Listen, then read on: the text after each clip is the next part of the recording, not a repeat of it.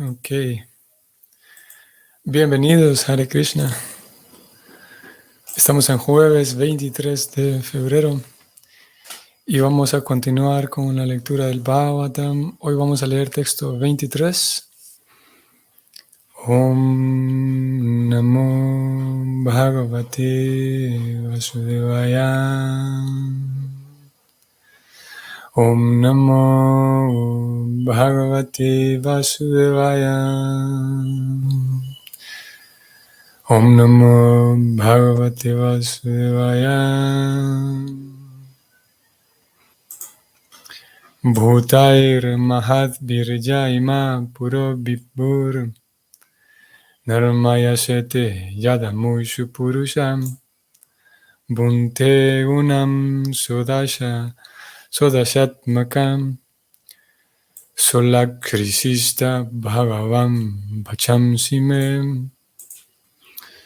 La traducción es la siguiente: que la personalidad de Dios, quien por el hecho de acostarse en el universo anima los cuerpos de los elementos creados materialmente, y quien en su encarnación Purusha hace que el ser viviente se someta a las 16 divisiones de las modalidades materiales que lo generan, que Él tenga la bondad de adornar mis declaraciones. El comentario escrito por Prabhupada es el siguiente. Shukadeva Goswami, en su carácter de devoto totalmente dependiente, a diferencia del hombre mundano que se siente orgulloso de su propia capacidad, invoca el placer de la personalidad de Dios para que sus declaraciones puedan tener éxito y sean apreciadas por los oyentes. El devoto siempre se considera un instrumento en lo que se refiere a cualquier cosa que se realice con éxito, y él rehúsa que se le atribuya el mérito de cualquier cosa que haya hecho. El infiel ateo quiere adjudicarse todo el mérito de sus actividades, sin saber que ni siquiera una brizna de paja se mueve sin la sanción del Espíritu Supremo, la personalidad de Dios. Shukadeva Goswami, por consiguiente, quiere actuar bajo la dirección del Señor Supremo, quien inspiró a Brahma para que expusiera la sabiduría védica. Las verdades que se describen en las escrituras védicas no son tonterías. Bueno, definitivamente no son tonterías, pero aquí yo hice una mala lectura.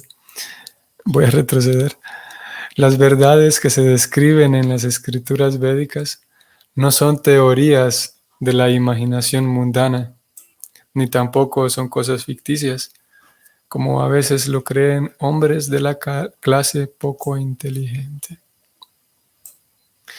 Las verdades védicas son todas descripciones perfectas acerca de la verdad objetiva, sin ningún error ni ilusión. Y Shukadeva Goswami quiere presentar las verdades de la creación no como una teoría metafísica producto de la especulación filosófica, sino como los datos y hechos verdaderos acerca de la materia, ya que se lo dictaría el Señor de la misma manera en que Brahmaji fue inspirado.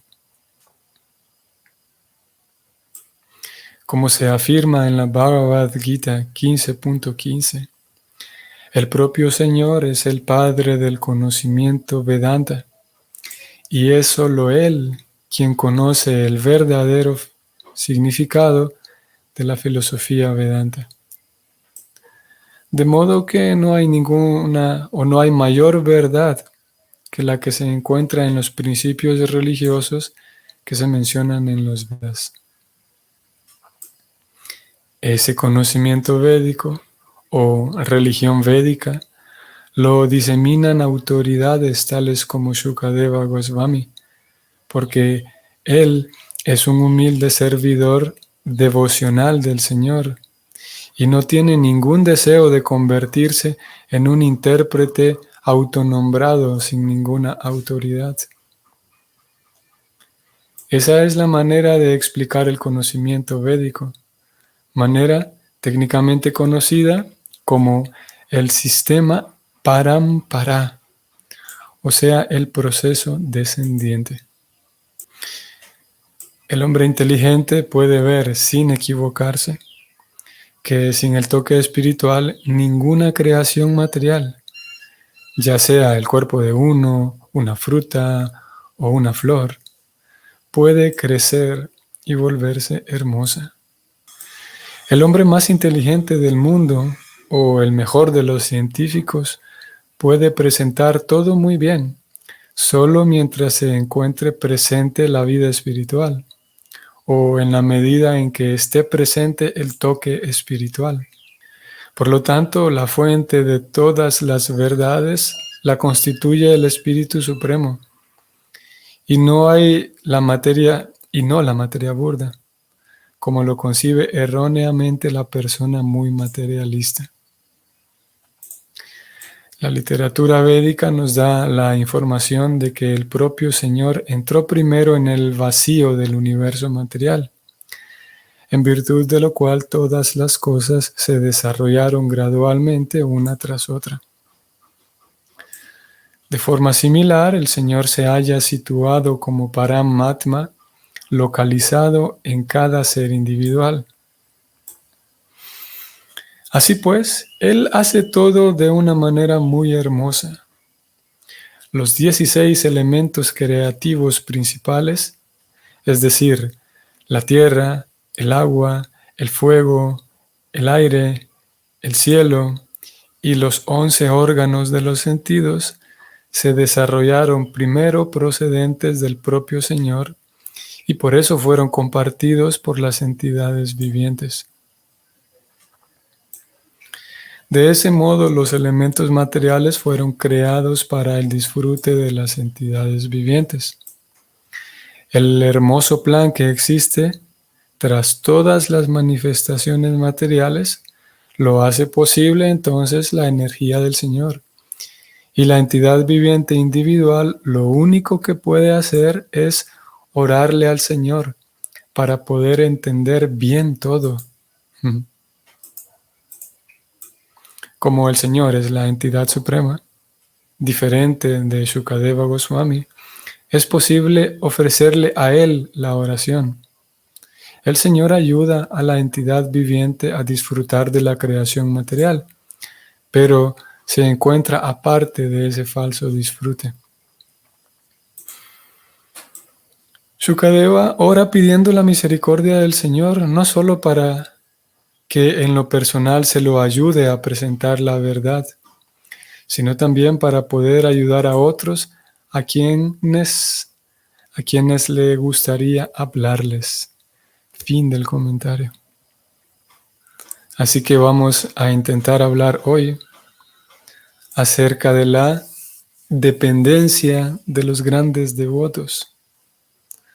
Los devotos con carácter totalmente dependiente de Dios.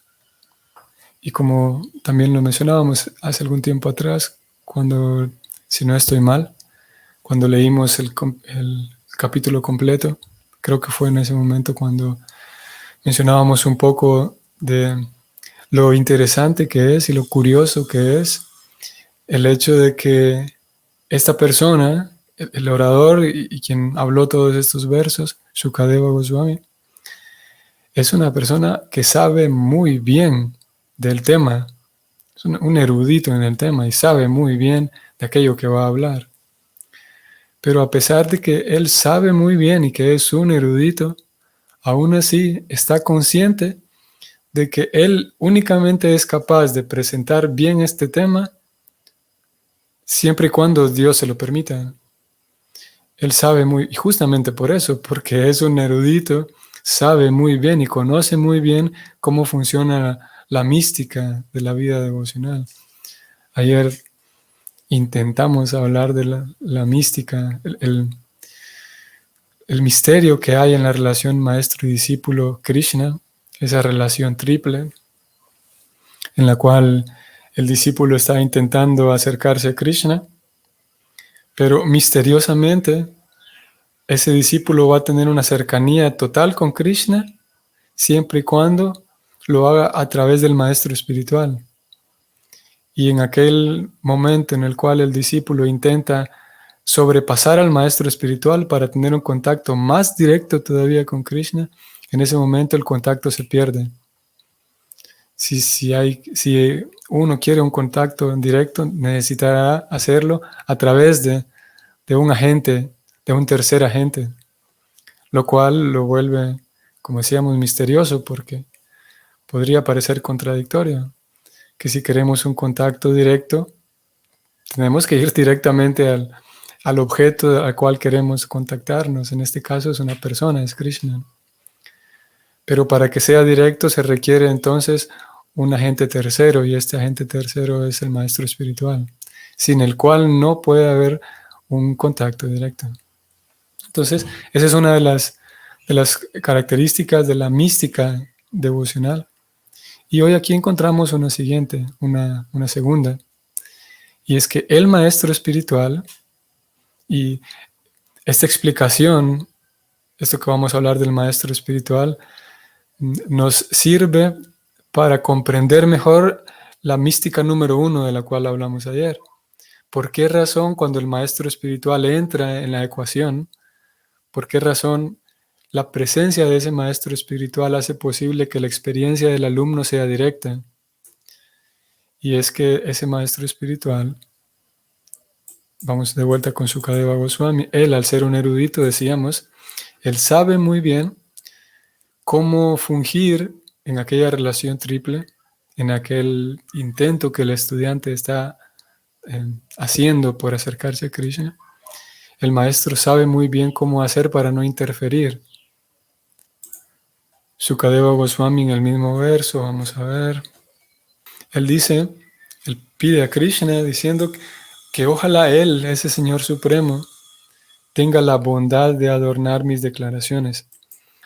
De que él sabe de que si Krishna sale de la ecuación, si él como maestro se sienta a instruir a los discípulos, el maestro sabe muy bien de que si él se dispone a instruir, a guiar, a tratar de presentar la verdad absoluta, pero si Krishna no lo está respaldando en ese acto de ayudar, en ese acto de enseñar, entonces él como maestro es completamente inútil. Y él sabe muy bien eso y lo vive.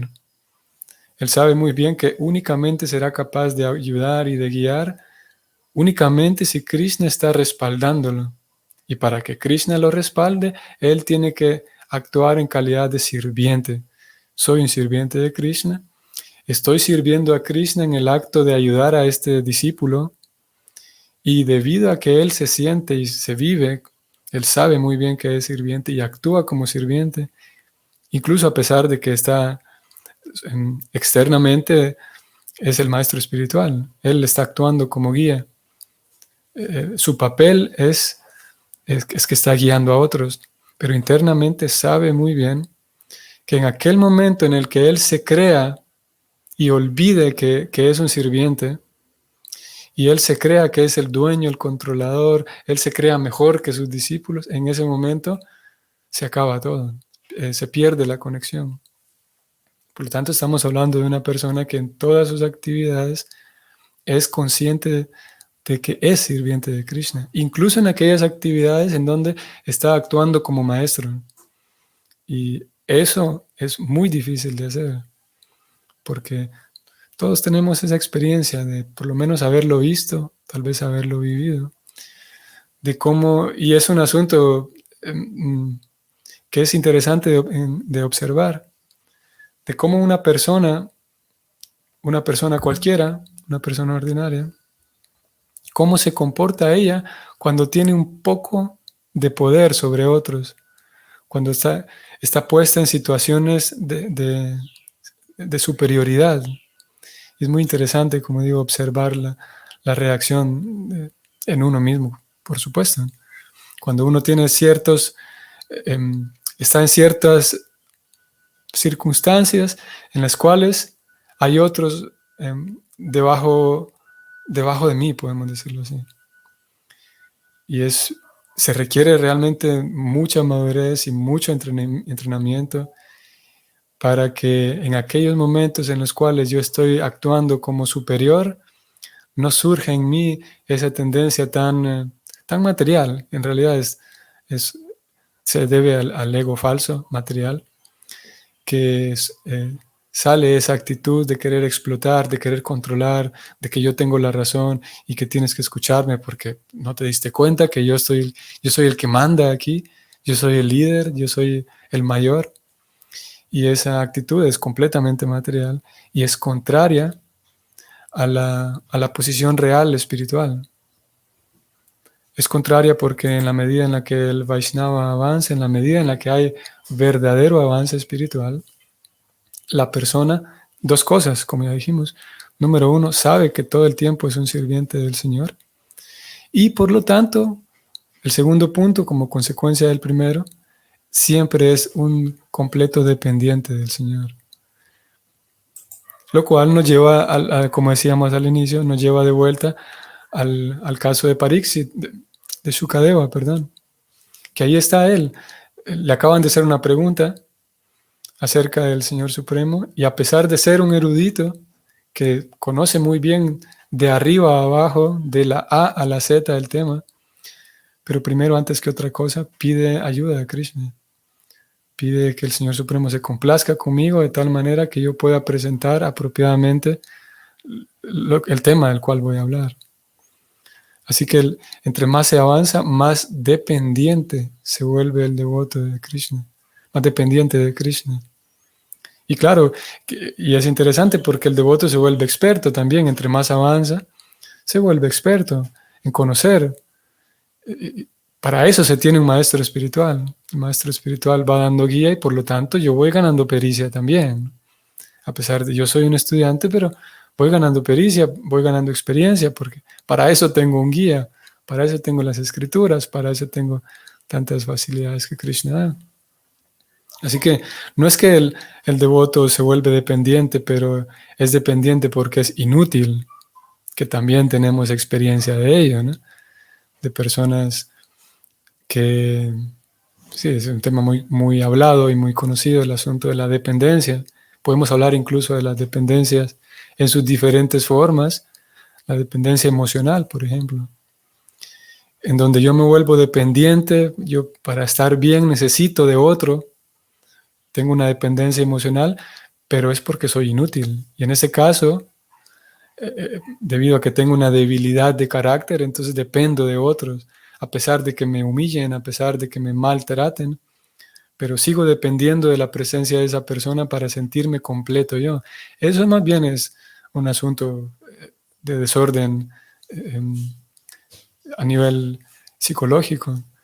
Pero en el caso del Vaishnava, es muy experto, el Vaishnava sabe muy bien. Volvemos al ejemplo de Sukadeva. Es un erudito. No es que se vuelve dependiente porque es un inútil y porque no sabe hacer nada y por lo tanto eh, eh, eh, va y le pide ayuda a Krishna por sentirse inútil.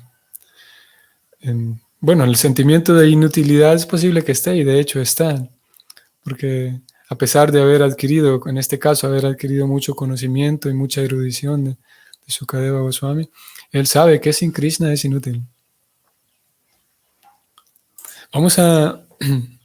Voy a compartirles un par de versos en el Bhagavatam también, canto segundo y canto tercero, y vamos a encontrar ahí dos momentos, dos oraciones que van a reflejar muy bien este punto del devoto sentirse incapaz sin la presencia de Krishna, a pesar de ser muy capaz en sentido práctico, en sentido habilidades. A nivel práctico, el devoto es muy capaz, muy experimentado, pero sabe que sin la presencia de Krishna no puede. Y vamos a encontrar esta misma idea en palabras ahora del señor Brahma. Al momento de crear todo el mundo material, el señor Brahma, que es el encargado de llevar a cabo esa labor, pide sus bendiciones a Krishna. Y veamos qué interesante la forma de pensar de un Vaishnava. Vamos a leer texto 30, dijimos. El señor Brahma dijo lo siguiente, él trae unas oraciones previas y dice lo siguiente, vamos a leer desde aquí, desde el 29. Dice el señor Brahma a Krishna, por favor háblame de manera que se me enseñe al respecto mediante la instrucción de la personalidad de Dios, y que así pues yo actúe como instrumento para generar entidades vivientes, sin quedar condicionado por esas actividades. Claro, el señor Brahma tenía la labor y la responsabilidad de crear todos los planetas y generar diferentes entidades vivientes. Y él pide ser un instrumento simplemente. Y él dice, sin quedar condicionado por esas actividades, sin que me confundan esas actividades. Vamos al verso 30. Oh mi Señor, el ignaciente, tú me has estrechado la mano tal como se hace entre amigos, como si estuviéramos en la misma posición. Yo me dedicaré a la creación de diferentes tipos de entidades vivientes y me ocuparé en tu servicio. Yo no habré de tener ninguna perturbación, pero oro para que todo esto no me haga surgir en mí el orgullo, como si yo fuera el Supremo. Veamos, qué bonito. Ok, dice el señor Brahma, yo me voy a ocupar en lo que me pediste, pero por favor, permíteme que después de crear tantas cosas, que no surja en mí el orgullo, como si yo fuera el creador de todo esto. Y vamos a ver una oración similar, una idea similar ahora en el canto tercero, también el capítulo 9, titulado este capítulo, Las oraciones del señor Brahma en pos de la energía creativa. Un tema bastante similar al anterior. Y señor Brahma repite prácticamente las mismas palabras, o al menos la misma idea.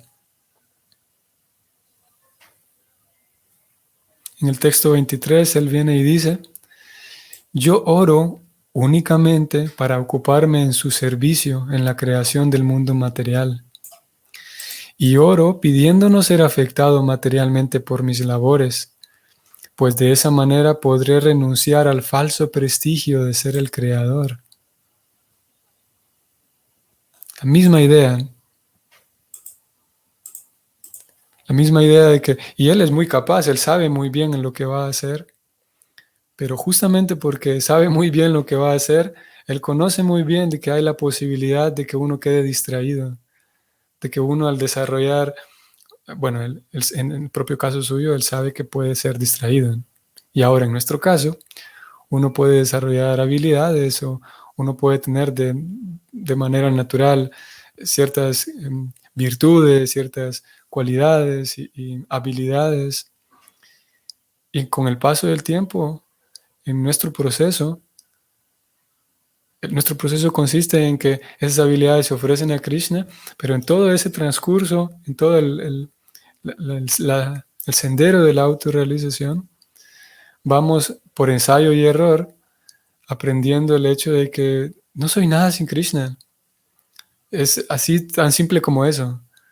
A pesar de que a la visión de otros soy mucho, o puede ser que sea mucho, porque tengo ciertas habilidades, ciertas virtudes, pero sin Krishna no puedo hacer nada. Y como dije, esto es con ensayo y error, porque naturalmente conforme vamos ganando experiencia, vamos a vivir momentos en donde nos damos cuenta de que aquí confié demasiado en mí, de que me lancé a hacer alguna actividad, como el caso del señor Brahma, una actividad muy grande, sin duda, crear todo el universo.